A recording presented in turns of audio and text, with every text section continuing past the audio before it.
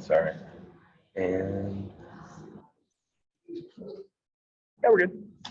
Go for it. I am so grateful for many things, but three things in particular this morning in ascending order. So the first thing I'm grateful for is to be on a staff where your head of staff gives you for a birthday present a mug that reads, "Don't bug me, I'm on sabbatical." So I've broken this out about, what's today's date? The 3rd? 3 minus 9, so 16 days away. So I think it's okay if I break this out, but don't bug me, I'm almost on sabbatical. The good news about that is I have Sunday school planned, except for 1 or 2 Sundays, all summer, and through the end of October.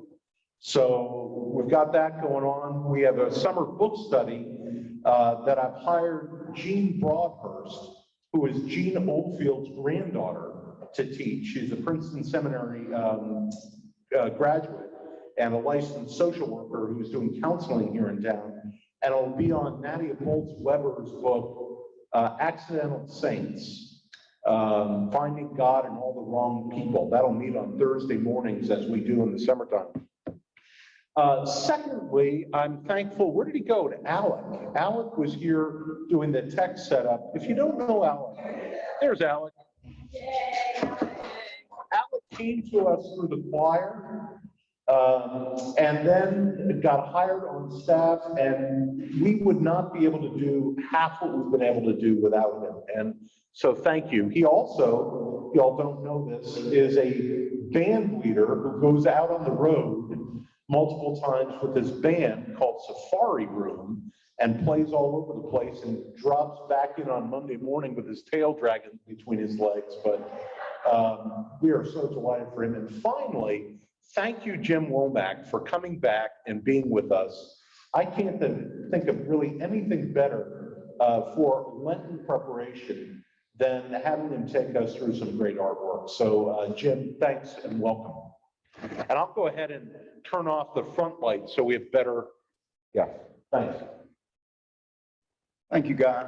And all of you know that coming to Westminster is a little bit like going home. There's so many familiar faces and former students, and it is a pleasure to be here. Today, we're going to pick up where we left off, I hope. Did I turn it off? Did I turn it on? Alex, I seem to have. Sometimes it's finicky. How about now? Or did that work out? There we go. I'm glad Alex is here for technology. All I do is unplug it and plug it back in. But we have been talking about the Scrovani or the Arena Chapel in Padua.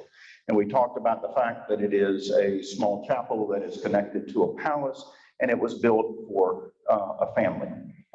Enrico Scrovani bought the area of the arena. The church itself, designed by Giotto and painted in fresco, which means you only paint that much of the wall that you can paint on the wet plaster before it dries. Painted the entire thing with his workshop. Here you're looking at a picture of Enrico giving the chapel to Mary of the Annunciation, and to Gabriel, and you see the fact that he holds a replica of the church. One of the things that I hope will be insightful today is the fact that regardless of what we saw last week, the majority of which was non-biblical, I mean, it was non-canonical. It was the life of Joseph and Anna, the parents Mary, as well as the marriage and the birth and the marriage of the Virgin. But the nice thing is that the interior of this small chapel has been compared to a view book. So that if you imagine standing, looking at the apse, you would start here with Joachim, and you would come all the way down the chapel, You would go back on the other side, and once you get here, you jump up to God in heaven, to the Annunciation, to the Visitation, and then you start the life of Christ, which once again circles the entire chapel until you get down to the scenes of the Passion as well as virtues and vices. So we've got a lot to cover today, but the nice thing about this particular subject is if you missed it last week, we will by nature review some of the scenes that we looked at earlier. This is from the Bologna exhibit at the Frisk, and you'll notice that here we started with the Nativity, the Magi, and then I think we pretty much left off with the presentation in the temple. You remember several things. Number one, Giotto is accredited with bringing art back into the sort of the human realm. It is human experience. It is his attempt to create three-dimensional figures. And three-dimensional not just in terms of sculpturesque, but three-dimensional in terms of like psychology. And I think all you have to do is to compare this scene with almost every baptism that you've seen at Westminster, and certainly the unwillingness on the part of Jesus, who's only 12 days old, by the way, to be accepted into the arms of Simeon. But there's a wonderful kind of playfulness and familiarity to this work. Also, what you find is that unlike altars of this time, all of these scenes have a wonderful dark blue background to them, which again gives you the impression of sky. The next two scenes after the presentation in the temple is the flight into Egypt, as well as the massacre of the innocents. Joseph, in a dream, hears that Herod is going to search out to destroy the child because of competition. See what a little power, kind of paranoia comes with a little bit of power. And what you find is that Joseph and Mary head to Egypt. You notice the background gives us the focal point of the mother and the child again on the donkey. We'll see this paraded again in the entry into Jerusalem. And as the prophet Isaiah has said, a Savior will come out of Jerusalem, out of Egypt. Theoretically goes to Egypt, stays in Hierapolis for about 7 years until Herod is dead. And I wanted to include this little northern altarpiece by Melchior Rodelon, simply for the fact that there's a very small little detail right up in the corner here that as Jesus enters Egypt, that all of the idols fall, which you then better find another place to sort of hide out, because there are a lot of idols in Egypt. On the right is one of the most disturbing scenes I think you could possibly imagine. As you look at this, you're looking at basically the division between church and state, between government and church, and in between them is a view of a pile of dead children that is as much a description of the effects of war. Somehow thinking about what's in the news these days is as difficult to view as this. But notice that you see here directing it here. But notice on the left, one of Herod's guards, compatriots, whatever, shies away from this carnage. And then as is reported in the Bible, Matthew said, a voice was heard in Ramah, wailing and loud lamentation, Rachel weeping for her children. She refused to be consoled because they were no more. And you get that very real sense of, again, one thing flowing into another.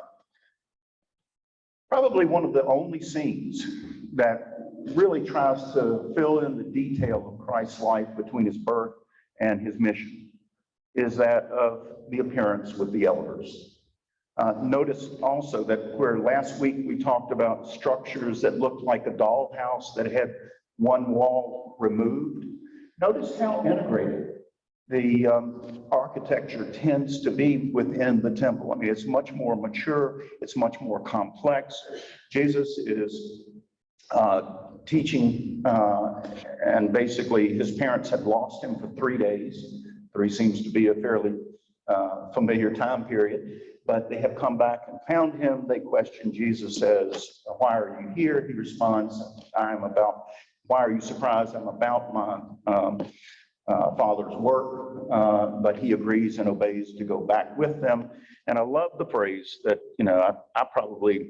my father, who was a minister, probably, and my mother said all, and Mary treasured these things in her heart, and Jesus increased in wisdom, in years, and divine and human favor. Remember that, Jim. But I love the gestures, even the surprise on the part of these two guys, wondering who it is that is teaching. It is interesting to go from this point to the baptism. And the baptism becomes a very seminal point in the sense that it is the sign of the new covenant. And you'll notice that in this little quatrefoil, and the details on these are not just simply there for decoration, but the details here have as much to do with trying to give us a larger context for the work than we had seen before. And you'll notice that the quatrefoil over on the side is actually the circumcision. And it is the sign of,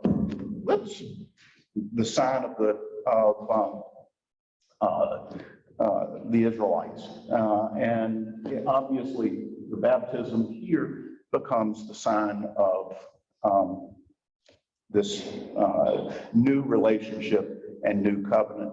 I think it's interesting. All of the Gospels bring this scene to bear. All of it, and all of them talk about the idea of the Holy Spirit and the voice of God descending like a dove. I do think it is interesting that Luke says, "And the Holy Spirit descended upon him in bodily form like a dove." And quite clearly, if Giotto gives us the image of God in the apse, seated on his throne, here you'll notice that he does so in the figure above. That's an incredibly difficult angle to describe. I mean, you've got him coming at us from the top of the work, and it's not something that you can just do in a two-dimensional form. I mean, God literally is moving in our direction.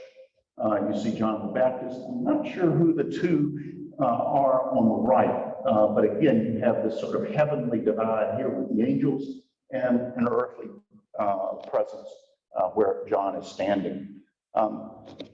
There is a sense of death that comes with the birth, with the baptism. And I want you to keep that in mind because we're going to be talking about that a little bit later. The scene that follows is that of the marriage at Cana, which is, if you have a limited number of scenes to do, it's kind of strange this would be one of the first. One of those that is included. It is one of the first scenes in which Jesus's presence is displayed in the creation of the wine. You know the story. Mary asks that Jesus help with the. They run out of wine, and Jesus said, "Well, woman, what does that have to do with me?" And Mary says, "Just do what tells the porter. Just do what he tells you to do." So Jesus instructs them to take the purification jars that were there, fill them to the brim with water, and then the story is the fact that it is the new wine that is produced that will become the new wine of the sacrament, a new meaning. Up above is the image of Moses striking the rock and water issuing forth. And there is this wonderful sense of I'm gonna knock this thing over, a wonderful sense of the ability to survive in the wilderness. We have no water. And indeed, miraculously, Moses produces it. After that scene, we then walk into the raising of Lazarus.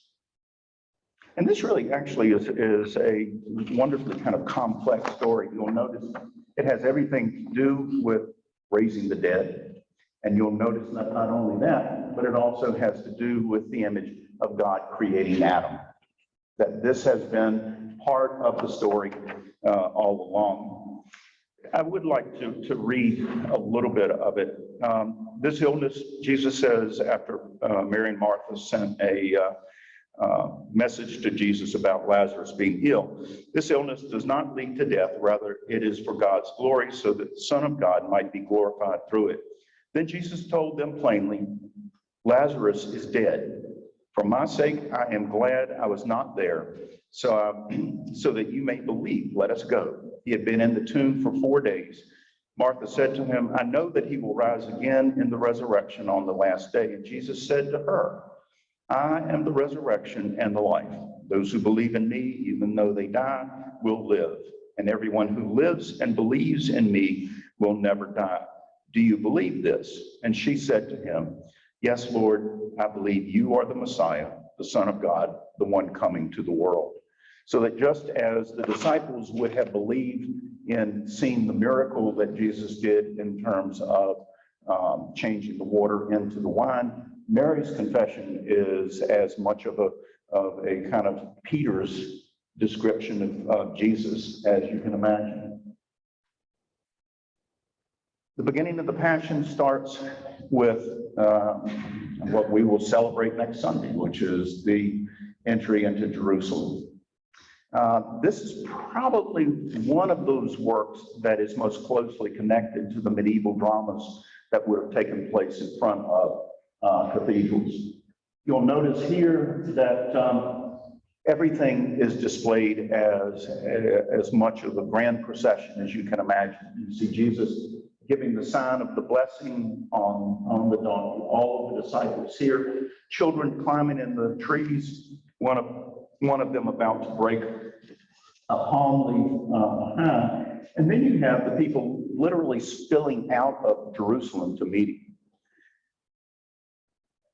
One of the things that I really want to point out here, and I've done this in class time and time again, I want you to pay attention to these three figures. Because what Giotto does here is he gives us a little bit of a kind of motion picture view. If you'll notice the person standing, what's he doing? He's pulling his arm out of a sleeve. What is this one doing? Oh, he's taking his cloak and pulling it over his head. And then what is this one doing? He's taking the cloak and putting it at the foot of Christ. So what you have in this is a sequential series of actions that you would expect to see taking place in front of our eyes. The quatrefoil in this work, to me, has been really sort of troubling because I had a year, I didn't stay a whole year, maybe 3/4 of the year at Union Seminary in Richmond. And I did have Hebrew, and we had exegesis, and I remember Sibley Towner telling the class that when you're translating a passage and you get to a point that just really doesn't make sense, that's where you need to stop. Don't skip over it. In this particular quatrefoil, it has been identified as Elisha. And Elisha cursing the youth who jeered at him. This is a passage from 2 Kings. I may have read it at one time. I certainly didn't commit it to memory, and it is a goofy text. It's hard to understand. But apparently, Elisha, as he begins his ministry as a prophet, is jeered at by about 50 boys. Never mind, I'm not going there. I wasn't going to say something about NBA, but I'm not going to do that. But at any rate, So Elisha curses them, and immediately 2 she-bears come out of the woods and kill 42 of them. I don't know what woods, I don't know where a she-bear would come from, but at any rate, what I found interesting, and this came from the Oxford Annotated Bible, is the fact that the number 42 is an omen. And if you go to Revelations 11 or Revelations 13, it's either the 42 days that the holy city will be trampled upon, or the amount given to the beast with a haughty and blasphemous speech, as well as authority for 42 months. And it started me thinking that if indeed this is the case, this passage is all about us. Hosanna, hear the palms, let's praise Jesus and so forth. And you have to ask what's going through Jesus's mind. And I realized that one of the scenes that is really missing in all of these is that of the cup of Gethsemane. Not my will, but thy will be done. And it really started me thinking, what was Jesus thinking about as this event transpired? And clearly he knew long ago that ultimately this is going to end up in his death. And, capital punishment, death on a cross. I wanted to show you this. Any of you who have traveled throughout Germany will have seen in museums what is known as a Pomacell. And this is a perfect example of the kind of drama that I was talking about, because on Palm Sunday, there would be 2 youth from the church who would go up to a hilltop, and at the time, dawn or what have you, there would be a procession in which the image of Christ on the donkey could be either wheeled in or carried in as a literal walking through, if you would, of this event. And these things are absolutely fabulous. There's one at the cloisters in New York. This one is from Colmar at the Eisenheim altarpiece that we talked about the last time I was on Zoom. But I do think it is a wonderful direct translation to the life of the church and to the life of Christ.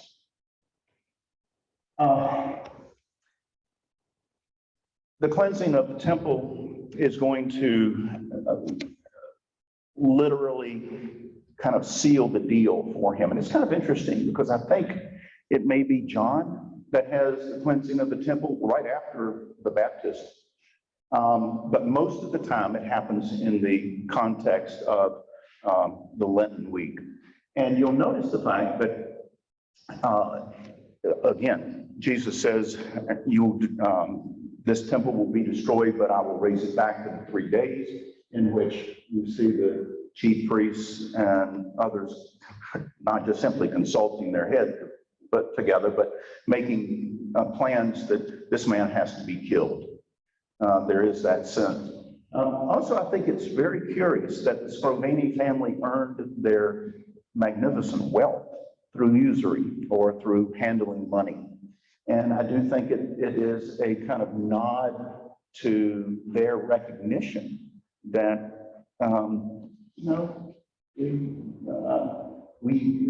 we give the church, the chapel that has been built, we give to Christ, though we do have a lot of money. And I love the fact he's not wearing a little cloak that has an image of a child on it, but there's one child being shielded by Peter. But notice this, there's another one being shielded by this disciple on the side. So it is the children who are being protected.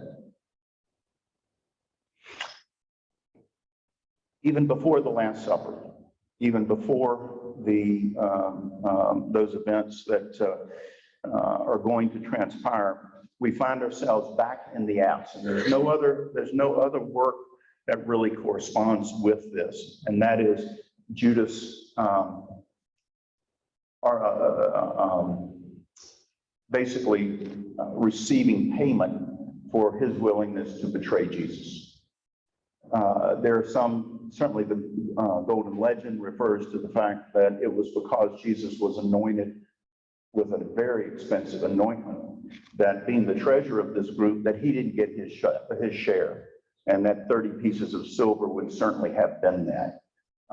So by whatever motive, whether it was his own greed or whether it was that Jesus was not living up to the kind of Messiah that he envisioned, or whatever it may have been, clearly you see him making the bargain. And again, it is not missed on anyone that that the devil has got his back. I mean, clearly this is the dealing of Satan. I also think it's interesting that two architectural chapels below this that are painted into the wall, and some even suspect that those may have been sort of reserved for Enrico and his wife and other members of the family. So we're at the Last Supper. One of the things that I want you to note is that the scene that is above it is the Nativity. And this has been true of the iconography of churches from the Romanesque time onward.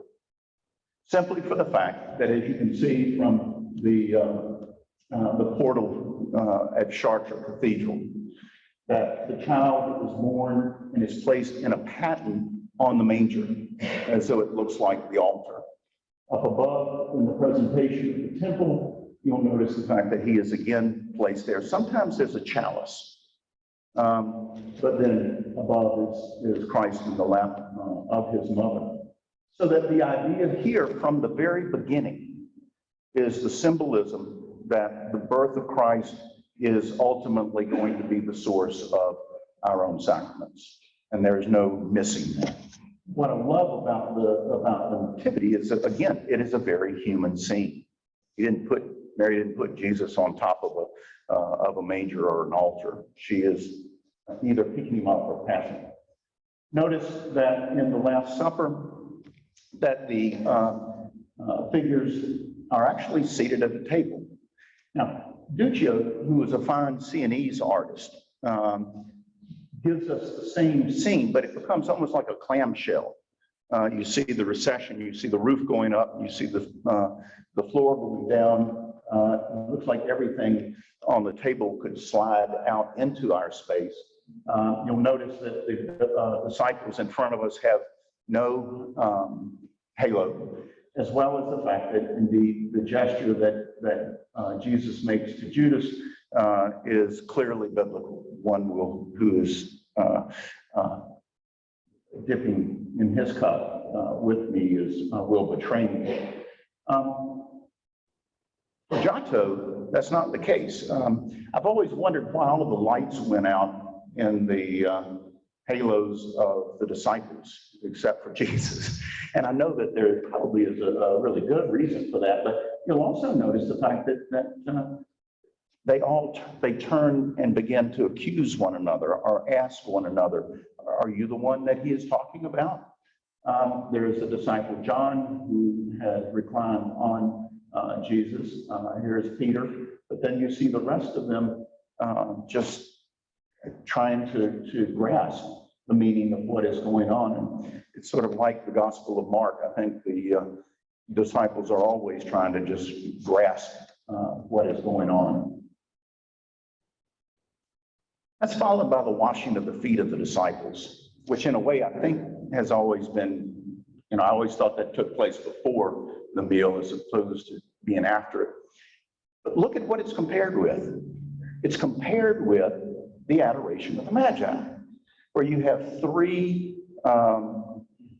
well-known, probably powerful figures who emerge out of the east, who bow before the image of Christ in the lap of Mary, giving gold, frankincense, and myrrh. And look at Jesus in the washing of the feet of the disciples. He is the one who is the servant. And again, it's good old Peter says, you're not going to let I'm not going to let you wash my feet. I'm going to wash your feet. He said, no, unless you do this, you're not with me. And then Peter, in typical fashion, says, well, wash all of me. And he said, no, you're not, all of you is not dirty. But the whole point is, Jesus is saying at this point that I do this as an example for you. As I do this to you, you are to do this to one another. So that in order to be first, in order to be celebrated, one must serve. And also, I think for Peter, must let go of, it's all about me. No, it isn't. It is Christ. On the right is that of the betrayal of Judas. A rather amazing scene, and we'll get into that in a minute. Notice what it's compared with, the presentation in the temple. One is the acceptance into this group, and the other is being accused of the community of treason. And Jesus had a right to not, reacting in the way in which he did. Again, I want to compare his work with Giotto. This is from the Massacre altarpiece, which was for the Cathedral of Siena, as the other work was. And you'll notice the fact that Giotto gives us three distinct subjects going on here. There's the kiss of Judas. There is the Peter cutting off the ear of Malchus. And there is the fleeing of the disciples. All of it in sort of one panorama. I want you to note the fact that what Giotto gives us is the image that as Judas kisses him, that Jesus blesses us. That's a right reaction. But look at the kiss by Giotto. And I will tell you, if the eyes are the window of the soul, clearly this confrontation is spine-tingling.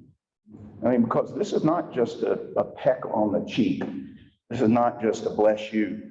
This is a confrontation. It is a one-to-one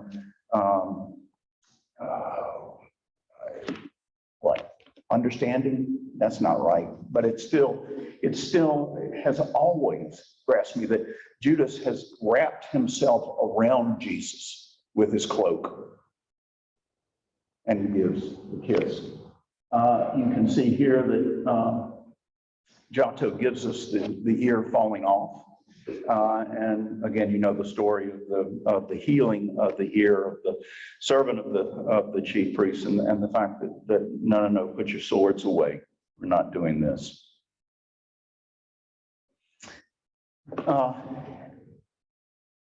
Christ before Caiaphas is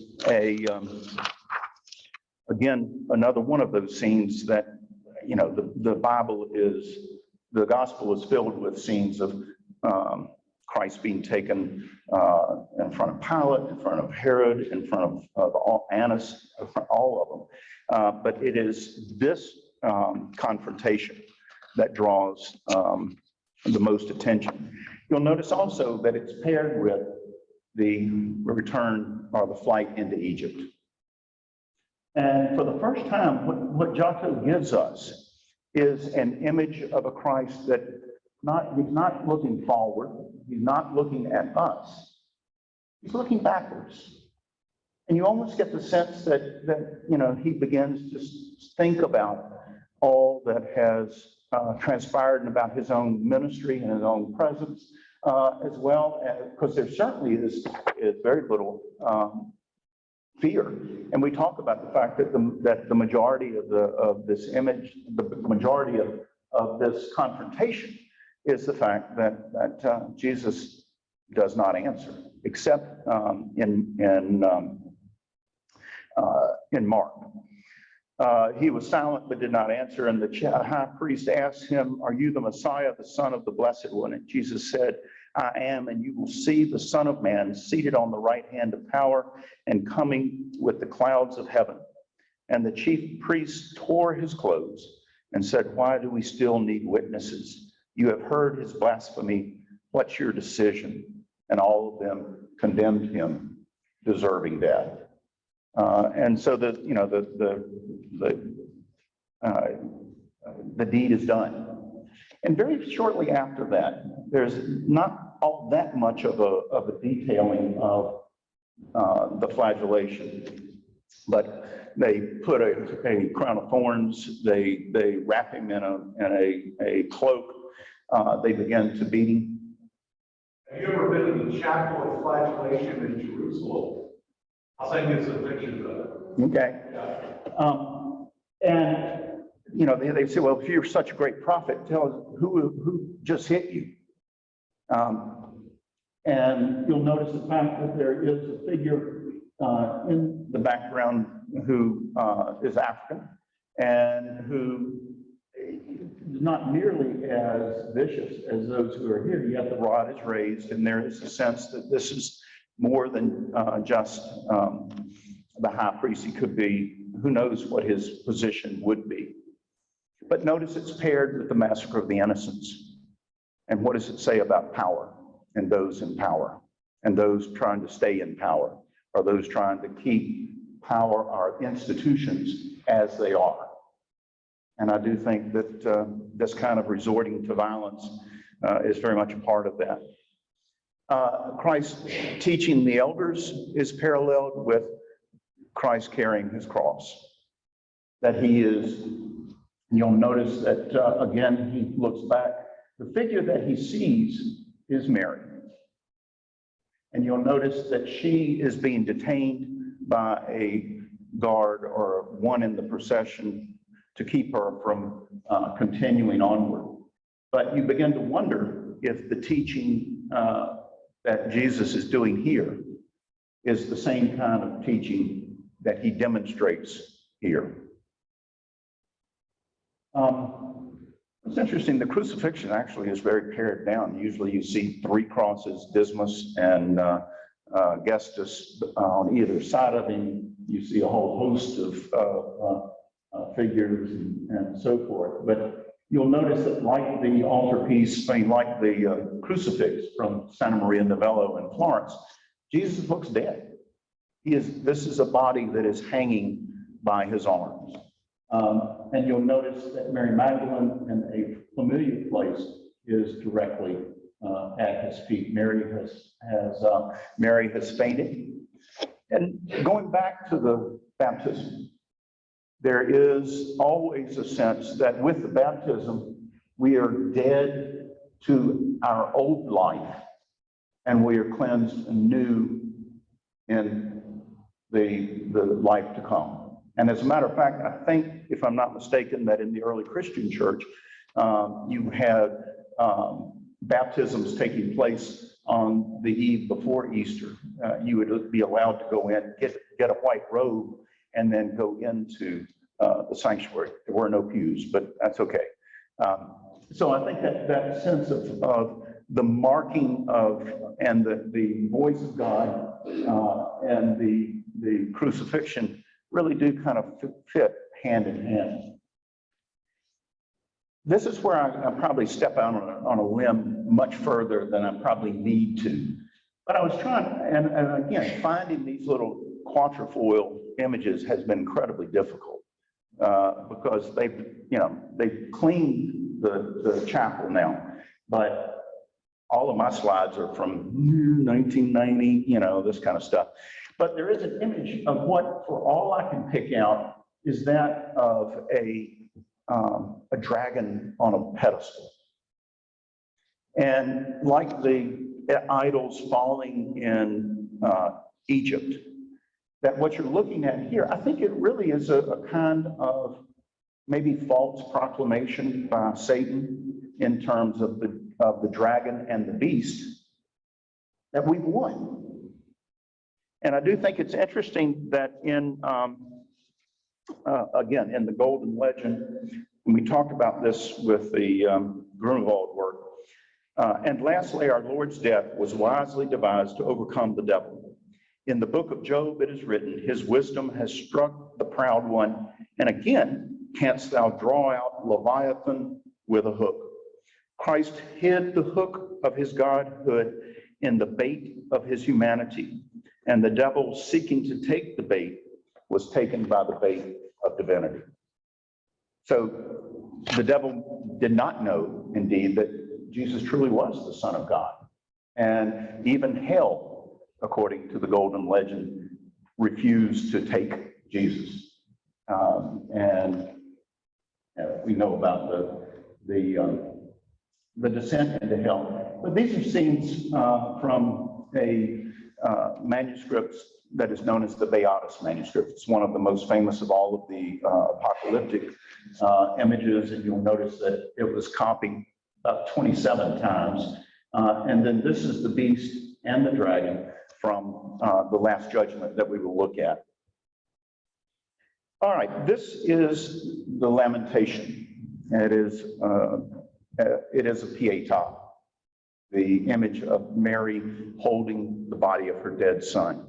And it's interesting because the Pietà is not non-canonical. It's not mentioned in any of the Gospels. And yet it's one of those things that you find everywhere.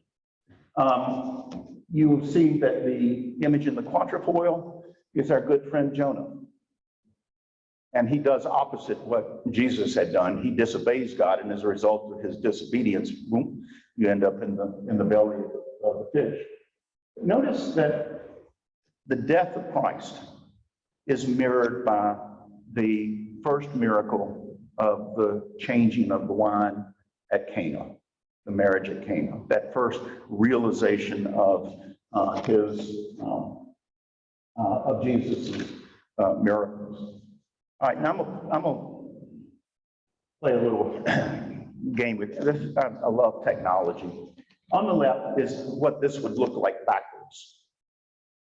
And the reason that I do this is the fact that every bit of the attention, whether it's the angels, whether it is Joseph and Arimathea and Nicodemus, whether it is Mary Magdalene and so forth, all of it falls here. And I always tell my students that, had this been the way that Giotto painted it, when you pulled out like you pull a plug out of a sink, it would just fall out. But look at what Giotto really does. And this may be my overthinking it, but I really think it's important. Obviously, you come in on the back of the woman here, and you focus directly with Mary and Christ. As your sight moves down, this woman draws you back. You go to Mary Magdalene, she's almost like a parenthesis. She draws you back. If you try to make it up the hill, John is like an arrow pointing you back. So you're constantly refreshing and reviewing. And even if you get here, you come back. So if you make it all the way up, past the tree of knowledge, and then to the angels, boom, you're back here again. I think it's an absolutely wonderful thing, because in a room filled with images, to have one work that will draw you back like this, I think is extraordinary. I love the fact that the image of Jonah is on in the quatrefoil. This is a 4th century sarcophagus from the Vatican. And you'll notice that as a result of not only the Jonah being thrown from the ship, but also Jonah being expelled, is that scene of the resurrection. In the Good Shepherd, the catacombs of St. Pietro and Marcellinus, you see the Good Shepherd in the center, but you'll also see being expelled from the boat, being expelled from the whale. And then these 4 marble sculptures are actually in the Cleveland Museum, which show the Leviathan, if you would. It's got kind of a pig. It's not a blue whale. You'll notice the legs sticking out. Here you see Jonah coming out. This is known as an orant figure or a prayer figure. And then you have Jonah under the grapevine. But all of this story is completely reinterpreted for us from the very beginning of the early Christian period as a model for the resurrection. This is the only two-page spread we have in this Gothic novel, or graphic novel. And I say that in the sense that the two scenes are linked visually. They're meant to be seen. You can think about it if you're familiar with the Sistine Chapel and the temptation and the expulsion. That the temptation on one side takes place with the picking of the apple, the holding of the apple by Adam. And if you then follow an arc across, you see the angel driving them out of the garden. And indeed, the same thing is true here, because you have the Pietà and you have Mary Magdalene, and it's the Noli me tangere, the do not touch me scene that is in the garden. Notice the greening. We've noticed that today. All you do is go outside. But it is that springtime sense of new life. Notice this. This is a lioness with her 3 cubs. Now, I don't know whoever got close enough to try to understand that this is what happened, but according to the bestiaries, or the subject of animals at this time, it was thought that lion cubs were born stillborn, and that 3 days after that, the lioness would roar and her breath would pass over these cubs to bring them to life. So it's, it is as much in sync as you could imagine. And again, Mary Magdalene, notice the raising of Lazarus that parallels it. That's a no-brainer. And then you have the Ascension. The Ascension is marked with the entry into Jerusalem. So Jesus's rather perilous path is now the raising of the body into heaven. You'll notice that the quatrefoil that we talked about here was Elisha. The quatrefoil here is Elijah in the chariot. And again, you have a Slavonic icon here of the story of Elisha and Elijah.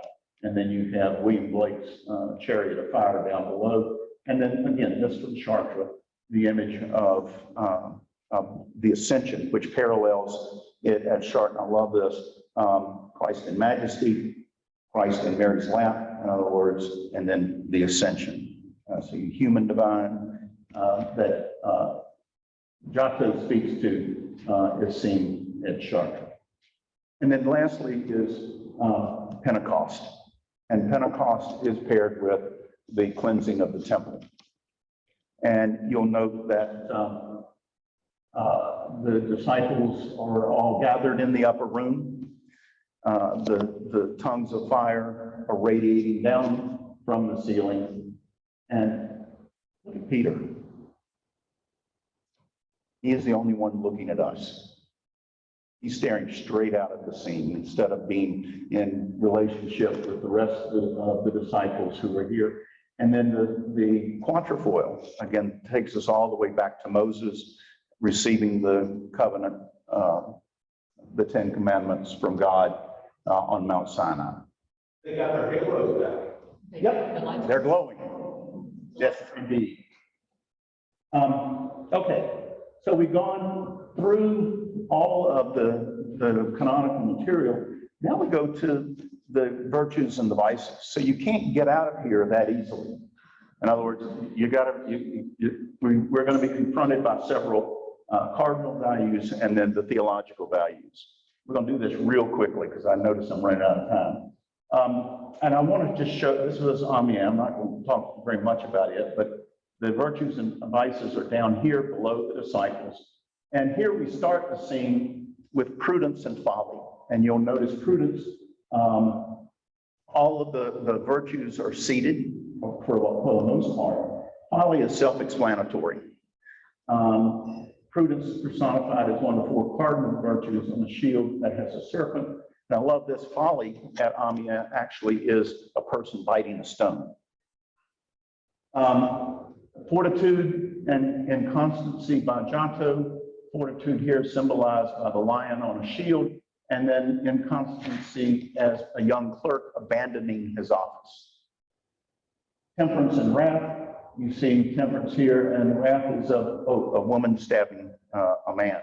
What I love about these, and there became a whole body of literature known as the Sycomachia, in which they would fight one another out on a battlefield, and Patience and Wrath would go, and Wrath would throw slings and arrows at her. She would take her sword and ultimately made no dent on Patience whatsoever.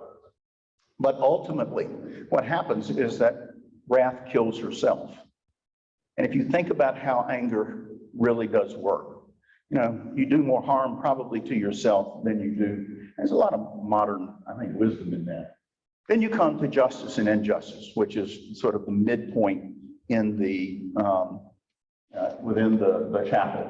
And again, there is a sense of good governance down below here as peace, happiness, music, and injustice as robbery and you know, this kind of armed presence. Real quickly, in 1338, in the Palazzo Pubblico in Siena are the scene allegories of good government and the allegories of bad government. And again, you can imagine the good governance requires both justice as well as all of the theological virtues, and everything that you can think of in terms of evil is seen there. And then that's displayed, you can see Siena Cathedral here, that's displayed throughout the city and the countryside. And then on the right is war. One of the things that interested me in pulling this together is the fact that the scenes of bad government. Let me step back a minute. Siena was ruled at this time by a council of 9. You can imagine 9 families. And part of the notion of good government was to keep in mind the fact that as long as this 9 could get together and see themselves as part of a community, there would be harmony. But the moment one of them, and you'll notice that behind her is tyranny. The moment one of them stepped forward and tried to claim it as their own, then war would break out. Chaos would break out. Faith and infidelity seen here. And this I find fascinating, charity and envy. Charity here is giving a cloak to someone, but usually charity is paralleled with avarice, greed. And I think, again, going back to that usury position of the Scrovani, you'll notice here that charity receives more than her abundance, whereas that is paralleled with envy, which I think is a curious, worth spending some time on. Then you have hope and despair. And as you exit the church, this is the last of the theological virtues that are here. Giotto does not go far from his roots. This is the underside of the Duomo in Florence. We think it's done by Capo da Marcavallo. And on the right, you see the Last Judgment by Giotto. The Marcavallo, and this is a mosaic on the left.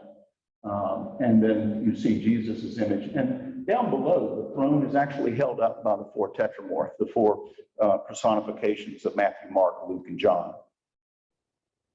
And then obviously, I think Michelangelo may have thought a little bit about Giotto's work and his own.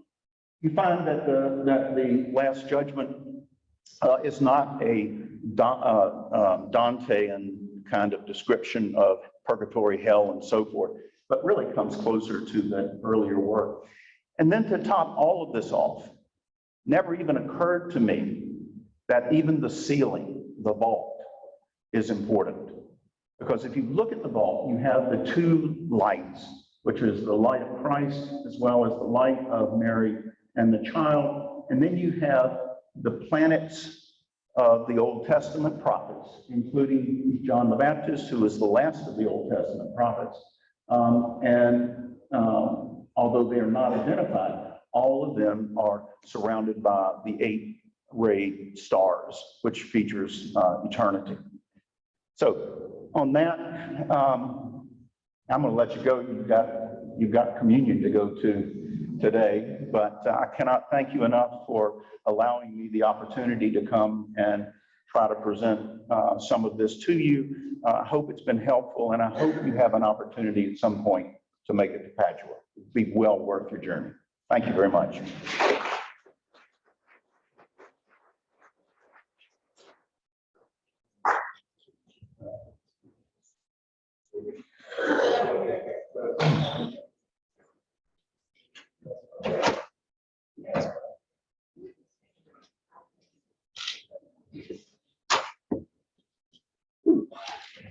Good. I don't know where I'm going. That was wonderful, thank you. Well, thank you. I appreciate it. Very high level, so that's it reminded me of the 250 years after the Baotis Manuscripts. Much better, much more elaborate. Well, what you're looking at actually are the beginnings of Renaissance with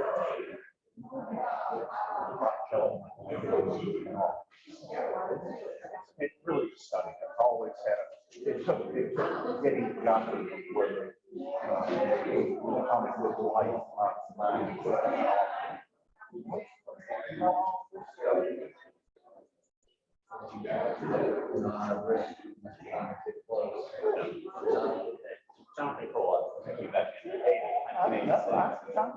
remember.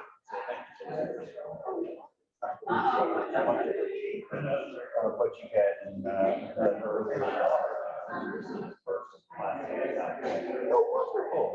small group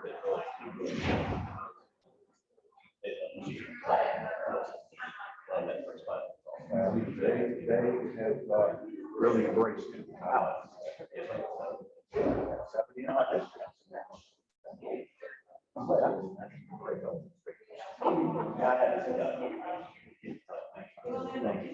Good to see you.